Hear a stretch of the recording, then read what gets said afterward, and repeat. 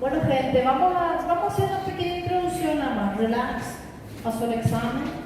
Todo el mundo por lo menos vio, hay una noción de lo que es RO, ¿verdad? Eso es importante, a veces uno no tenía la certeza de que vimos que no. Como les decía, hacer solamente esta introducción, yo termino esta semana mismo y dejo grabadas las clases de lo que teníamos que ver semana pasada, que era nuestra clase de cáncer de pulmón que está pendiente, ¿ok? Bueno, y les voy a avisar, porque inclusive da para hacer en vivo, ¿verdad? Tenían en su casa, se conectan, también que ahí de repente conversando se aprovecha más. A mí me gusta más así, ¿bien? Entonces, tromboembolismo pulmonar, no tenemos una gran idea de qué cosa es el tromboembolismo pulmonar, ¿verdad? Por lo menos por el nombre, es interesante que como concepto sabemos que la arteria pulmonar es una arteria, pero ella tiene sangre venosa, ¿verdad? Viene del lado derecho del corazón, viene de ese circuito sin oxigenar, proviene del lado derecho de la aurícula derecha, ventrículo derecho y saltó a la arteria pulmonar. Después vamos a entender esta imagen que está con las setitas. Esto ya dejo acá porque ustedes ya tienen que descargar y traducir. Doctor Google hoy te permite hacer todas esas cosas, ¿verdad? Ustedes van a descargar gratuito esto acá y traducir porque el tratamiento actual, ni tan actual, hace años, hace 3 años y 4 años que el tratamiento ya es así. Entonces tenemos que cambiar un poco al concepto convencional que está en el libro en base a esto en nuestra clase. ¿Está bien? ¿Qué cosa es un tromboembolismo venoso? Trombos o émbolos en las venas y las más comunes que estudiamos en un tromboembolismo pulmonar, que generalmente se debe de trombosis venosa profunda. Lo interesante es que las trombosis se relacionan con factor de riesgo. Entonces yo siempre tengo que clínicamente buscar por qué el paciente tiene una trombosis. Es importante diagnosticar, con certeza pero lo más importante es por qué la persona se trancó una vena en la pierna. Si nosotros andamos por ahí con las venas que deben estar libres, ¿está bien? Entender también que la palabra tromboembolismo venoso sí o sí se debe a una trombosis del sistema venoso, pero no es todos los pacientes que hacen TEPI, tromboembolia pulmonar, que viene de las venas. Puede llegar a ser de contenido gaseoso, eso acontece en los pergulladores, ¿está bien? Con los cambios de presión, los gases se condensan y forman una pequeña burbuja en la sangre y esa burbuja puede trancar el sistema pulmonar. Qué horror, ¿verdad? El hombre está ahí mergullando y hace una parada súbita. Y también puede ser un material líquido, como acontece con las gestantes. Por cambio en la circulación, el líquido amniótico pasa a la circulación de la madre y eso puede también trancar en el sistema venoso. Solo que lo más común es un trombo en la vena mismo de las piernas, ¿verdad? Viene acá de las piernas, migró para el pulmón.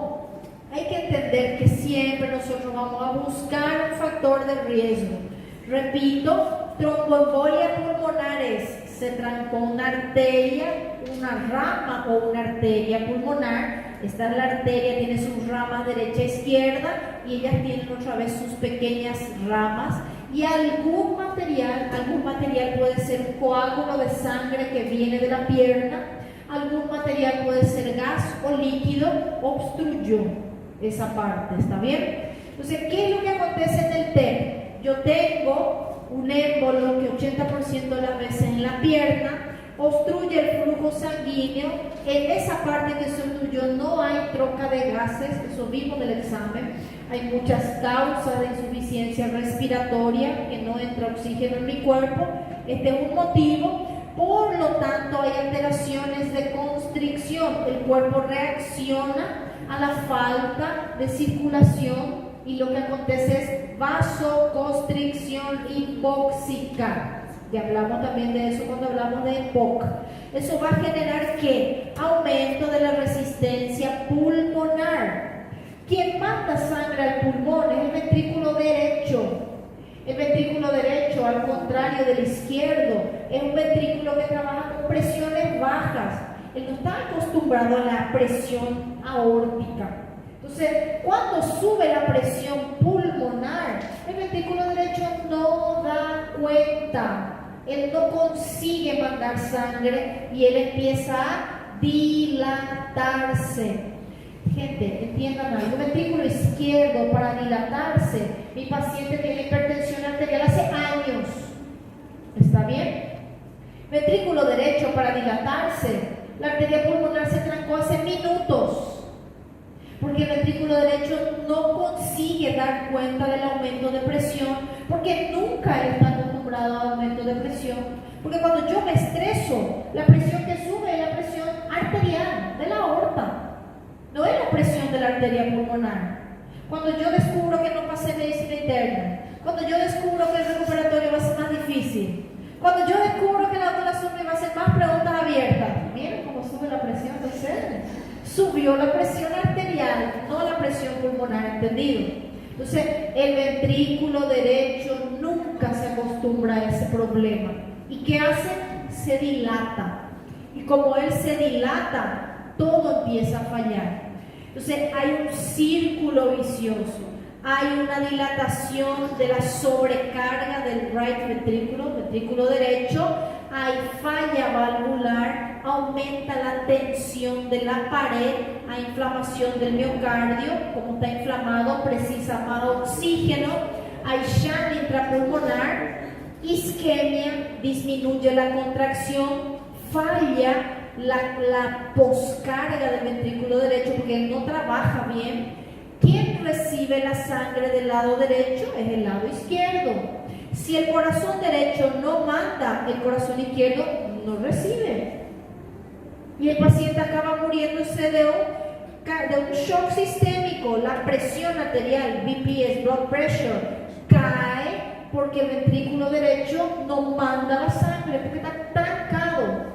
Este tipo de shock que el paciente afronta se llama shock obstructivo. Inclusive TEP es una causa de parada cardíaca, gente. Por suerte, menos de 10% de las personas que hacen TEP hacen parada cardíaca y hacen shock cardiogénico del ventrículo derecho, que se llama shock obstructivo. ¿Está bien? Por suerte, menos del 10%. Acá una imagen para que volvamos a entender. Acá está obstruida esta arteria, consiguen ver, llegó la vena cava superior, acá la vena cava inferior, entró en la aurícula derecha, pasó por la tricúspide y de la tricúspide tiene que salir a la arteria. Si ella está trancada, todo esto para atrás se dilata. ¿Entendido? Pregunta de examen entonces. ¿El paciente tiene crepitante, falso o verdadero? ¿Viste que no entendieron? ¿Falso o verdadero? ¿Por qué falso? Porque nosotros no estamos hablando del pulmón que está congesto, como acontece cuando hay falla del ventrículo izquierdo. Si nosotros tenemos una aurícula o ventrículo derecho, tenemos una aurícula izquierda y tenemos un ventrículo izquierdo, recuerden que la aorta sale por aquí, va arriba, hacia el callado, ¿verdad? Y la arteria pulmonar viene para aquí y se va a los dos pulmones. Así funciona. Cuando yo tengo trancada la pulmonar, este ventrículo derecho es el que falla. El ventrículo derecho comprime el ventrículo izquierdo y por eso el paciente termina falleciendo. El ventrículo derecho no manda sangre, no llega del ventrículo izquierdo y la falla es por falta de volumen. No es porque el ventrículo izquierdo dejó pasar para atrás. Él nunca recibió. No hay congestión acá en la aurícula izquierda. Entonces, si yo mido esta presión capilar pulmonar, que es la presión de la aurícula izquierda, ella está baja. El paciente se muere porque el débito cardíaco está bajo, cierto. ¿Pero por qué está bajo? Porque el ventrículo derecho tiene un débito bajo porque está trancado su salida. Por eso el tipo de shock que el paciente tiene se llama shock obstructivo. Y tengo que entender esto porque a partir de acá vienen los síntomas. El pulmón del paciente no está congesto. No es como la insuficiencia cardíaca, está lleno de crepitantes, derrame inclusive. Él tiene disnea. ¿Por qué? Porque no vino la sangre, no hubo troca de gases. Pero no tiene disnea porque hay congestión. Es diferente. Y yo cuando le ausculto a ese hombre tiene pulmón limpio. Y si el TEP no es muy grave, la persona puede tener un poquito de falta de aire, un poquito de tos, se van al médico, radiografía normal, porque vamos a ver que en la placa casi no se ve nada, muy raro aparecer algo, ausculta normal, pero el paciente empieza a desaturar levemente. Si el médico está sin paciencia, auscultó, no tiene nada en su pulmón, ¿cómo así falta de aire? Vamos a hacer una radiografía, ¿va y qué? Radiografía, no hay neumonía, no hay derrame, no hay atelectasia. Señor, no hay nada en esta radiografía, chao. Y el paciente está contento. Por eso es tan interesante entender que crepitante no es un hallazgo del TEP, jamás. Yo no tengo congestión pulmonar, ¿me entienden la idea? Se va a morir por débito cardíaco bajo, pero con el tiempo. La causa más común, ya dijimos, trombosis venosa profunda. Empezó en la pierna, ese trombo migró y obstruyó las arterias pulmonares. Esta triada, que es la triada de fisiopatología, ustedes ya estudiaron varias veces seguro. Triada de Virchow, que es lesión endotelial, éstasis circulatoria, hipercoagulabilidad. Yo tengo que entender eso porque a partir de ahí yo sé qué paciente va a tener trombosis. La lesión endotelial ocasiona trombosis. Vieron que hay un vaso sanguíneo, acá hay un coágulo. Mayormente cuando yo hice un cateterismo se ve mucho más la arteria. En las venas es muy difícil lesionar la vena, solo si el paciente tiene un catéter venoso, o si tiene un catéter venoso por mucho tiempo, o si tiene un catéter femoral porque es dializado. Pero es muy difícil una lesión endotelial. Entonces, para tener trombo en la vena, ¿cuál es el factor más común de todos? Éstasis circulatoria. Díganme, ¿qué paciente tiene éstasis circulatoria? Postoperatorio, acamado, ¿qué más? Alumno de quinto año que está sentado todo el día estudiando medicina interna, ¿verdad? ¿No es así? Sentado, estudiando, pero no está caminando. O ustedes estudian en la estera. ¿Qué nivel, eh? Haciendo una bike y estudiando para mantener mentira. ¿Qué hace eso? Tú estamos sentados y parados. Entiende que eso es peligroso. Ahora vamos a sumar las cosas. Vamos a sumar a alguien que también tiene hipercoagulabilidad. Por ejemplo, cáncer. Por ejemplo, lupus. Por ejemplo, obesidad. Y vamos para algo bien común. Obesidad mórbida que viajó 12 horas en el avión. Si no viajó en primera clase, que es difícil, hasta en primera clase es confortable, ¿sí? El avión es una cosita así, pero uno tiene que estar sentado, quieto ahí, a veces no da tiempo ni de moverse. Imagínense 10 horas allí, imagínense con obesidad mórbida, estar quieto. Entonces yo tengo sumatoria de factores, ese paciente puede hacer un trombo venoso, ¿entienden? Pero es más común el postquirúrgico, es más común la fractura, es más común el paciente acamado. Pero esto tengo que entender. Entonces, se formó ese coágulo se va a desprender y va a venir a obstruir el pulmón como vimos. Estos son los factores más comunes, no me puedo olvidar de este aquí. El anticonceptivo oral predispone a trombosis. El embarazo del tercer trimestre predispone a trombosis. Entonces yo puedo ver en esas personas, mujeres, tengo que saber eso. Mi paciente no toma anticonceptivo, no toma embarazada, un hombre, pero se operó, tuvo un traumatismo, tuvo acamado, se fracturó la pierna jugando fútbol, nunca más movió, no hizo oficio, quedó ahí estancado, o un paciente tiene cáncer. Es importante que el libro también acá, en la guía, ¿verdad?, separa los factores congénitos y adquiridos. Entonces yo tengo factores como estos, que son déficit de elementos de la coagulación, Estos factores de la coagulación, el factor 8, el factor 12, ellos son reguladores. Cuando la persona no tiene factores reguladores, la persona forma más coágulos de lo que debería. Entonces, falta de factor de la coagulación, pero el paciente coagula, que no se confunda eso en la mente, ¿está bien? Faltó factores de coagulación, pero el factor 12, en el caso, él es un regulador de la coagulación. Por eso cuando él falta, la persona coagula de más. Misma cosa acontece con proteína C, proteína S y antitrombina. Ellos son anticoagulantes naturales. Si la persona no tiene eso, tiene hipercoagulabilidad. ¿Está bien? Factor 5 de Leiden también es un factor anticoagulante y protrombina. Hoy en día, inclusive por el SUS, todo eso yo coloco en un papel y le pido a mi paciente. Dosaje de proteína C, proteína S, antitrombina, factor 5, factor 8, factor 12, fibrinógeno, plasminógeno con factor 2. Factores que son conocidos como procoagulantes cuando no están. Ellos normalmente evitan que se forme mucho coágulo. Esto es congénito, gente. Es importantísimo.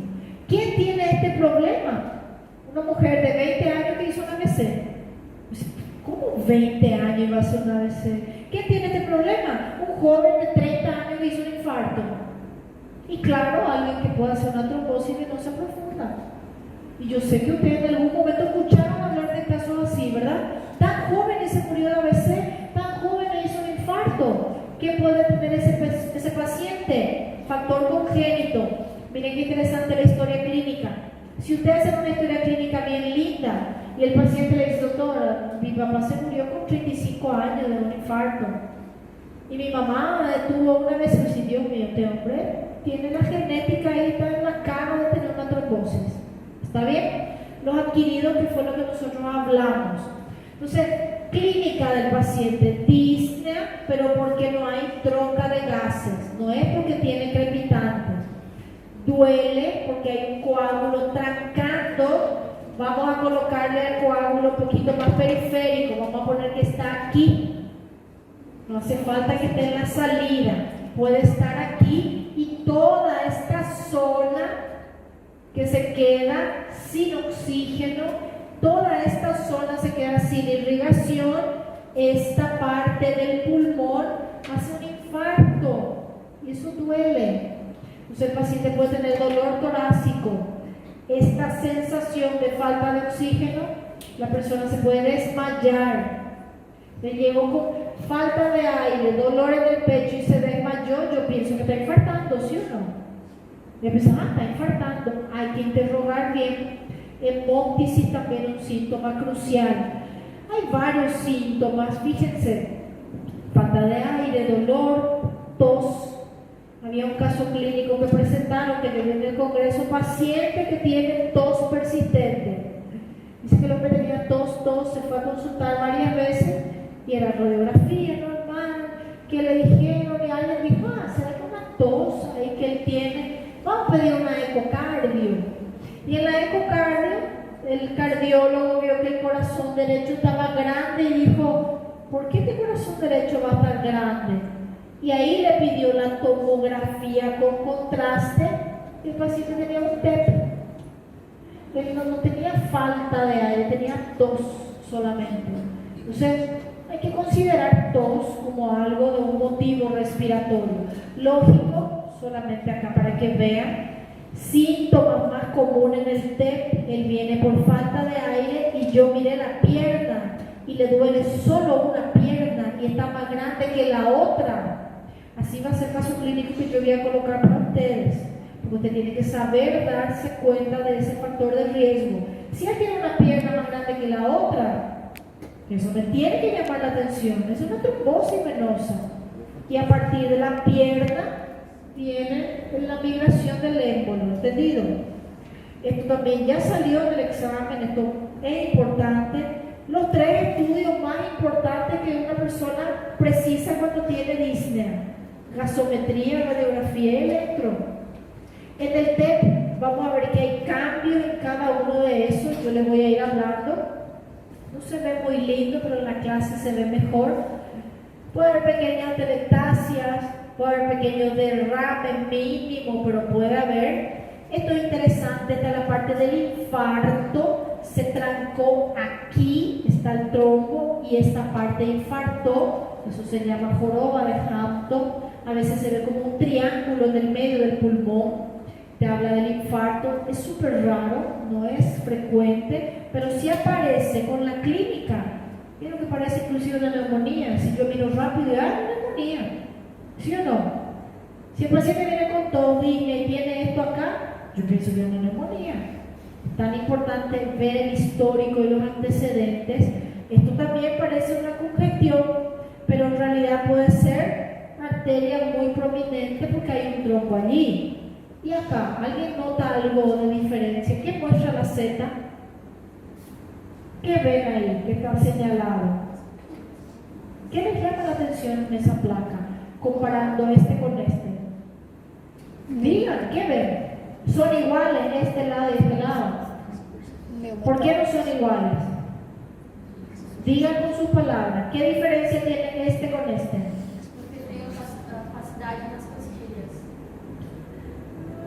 Puede ser, las costillas y los espacios están iguales, fíjense, pero algo que ver con el color. Si yo comparo el color de este lado con este lado, ¿cómo es? Sería un neumotórax. No es neumotórax porque hay una pequeña trama, neumotórax es periférico, no hay trama y tiene que haber un pulmón colabado. Aquí no hay neumotórax, pero es parecido.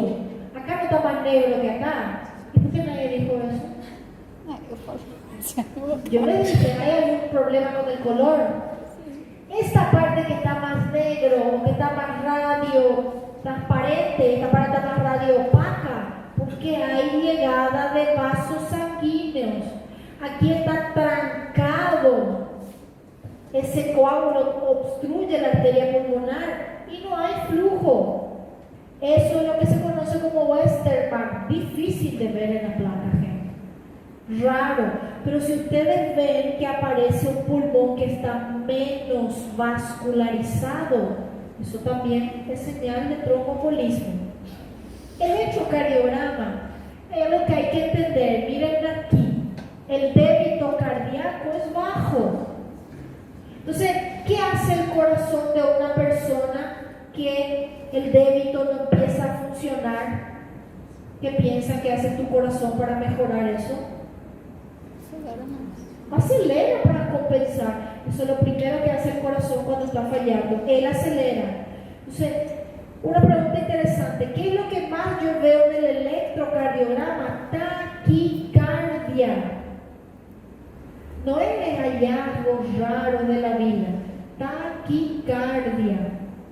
Pero fíjense que yo hablé de sobrecarga del ventrículo derecho y eso me da un cambio del eje cardíaco que normalmente de uno en una persona tiene que ser lo más positivo posible. Cuando yo tengo paciente con TEP que el eje está desviado porque el ventrículo está más grande, entonces el QRS se comporta así y empieza a aparecer una onda S en D1 que difícilmente nosotros vemos. Cuando hablamos de D3 para correlacionar, normalmente también D3 tiene que ser lo más positivo posible. Y todos los electrocardiogramas normales, la onda P y la onda T son positivas, eso es algo fisiológico, excepto en ABR.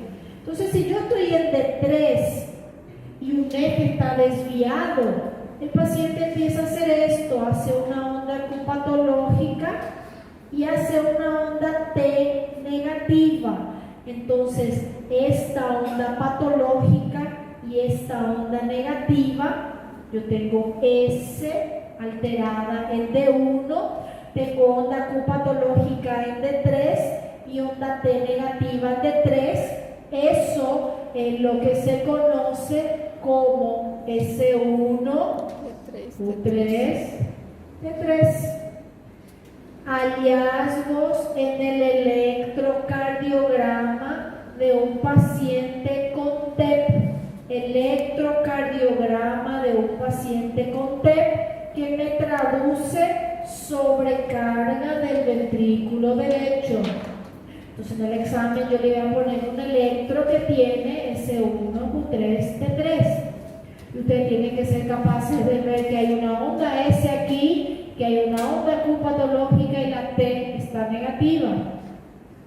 Eso no es específico de TEP, no es lo más común, pero sumado a la clínica, paciente que tenía una pierna más grande, disnea súbita, porque la disnea cuando se movió el coágulo y trancó, como la neumonía que tiene 5 días, esto hace 1 hora no estaba y ahora está.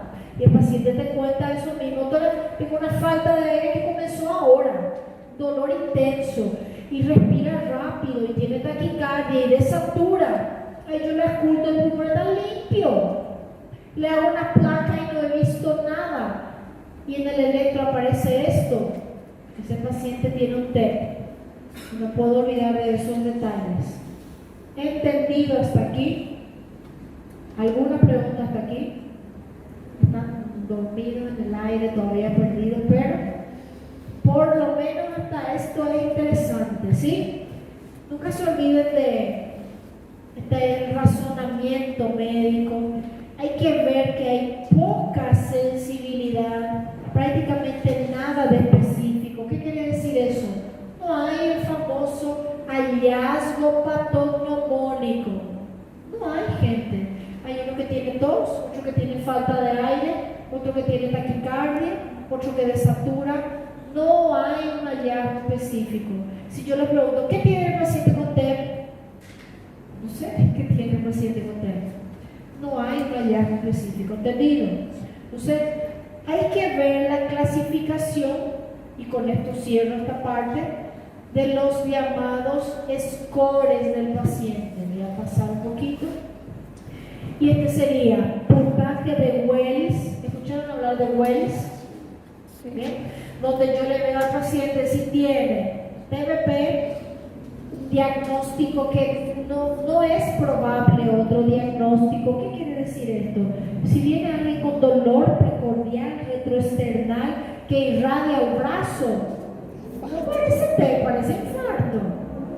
No, él no vino con ese dolor. Opa, entonces parece TEP.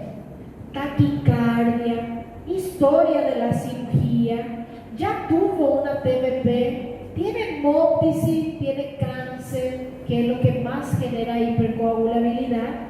Eso va sumando puntos. Hay 2 que valen 3 puntos, 3 que valen 1,5. ¿Está bien? ¿Cómo se interpreta esto? Se suma el puntaje y ahí yo veo si tiene baja, media o alta probabilidad clínica. ¿Está bien?